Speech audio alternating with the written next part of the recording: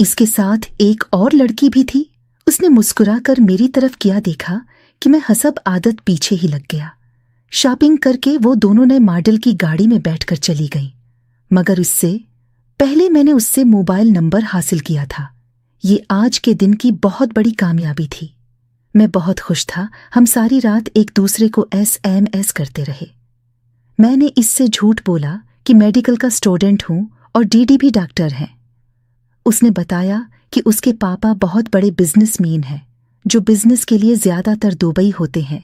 मेरी तो गोया लॉटरी ही निकल आई थी। आहिस्ता आहिस्ता हमारी दोस्ती गहरी होती गई। हम एक दूसरे से मिलने लगे। मैं उसे वाकई ही शिद्दत से चाहने लगा। अल्लाह भला करे, सरोज स्टेशन के मालिक के बेटे का जो मेरा दोस्त बन गया था। हर मुलाकात पे जाने के लिए उसका सूट, शूज, कीमती घड़ी, मोबाइल, गिलास और गाड़ी लेकर जाता।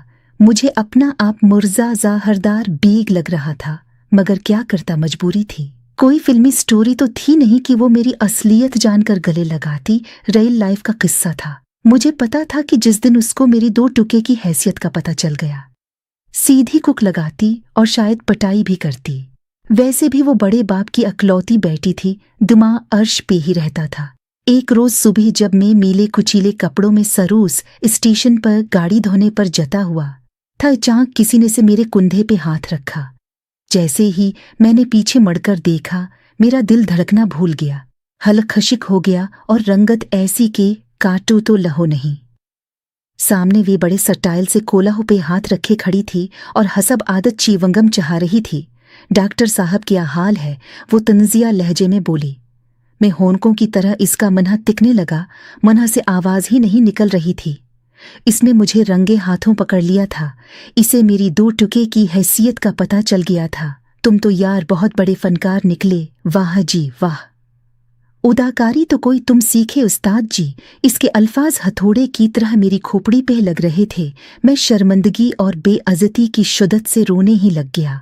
इसने अचानक धोखा देकर मुझे पीछे रखी कुर्सी पर गिरा दिया। वो मेरे नजदीक आकर मुझे कान से पकड़कर मुझ पे झक गई, फिर थोड़ी से पकड़कर मेरा चेहरा उठाया। उसकी चिवोंगम की खुशबू मेरे निथनों से टुकरा रही थी।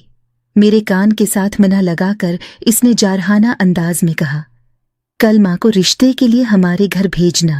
ओके। मैं हीर तो बेयकीनी से अच्छल पड़ा, बेइख्तियार मेरे मुन्ना से निकला। क्या? अगले दिन माँ उनके घर चली गई। वापसी पे बहुत खुश थी।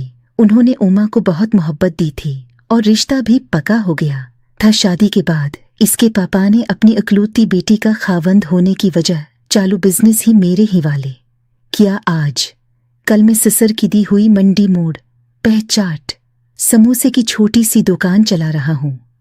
खुदा का है अच्छा गुजारा हो रहा है।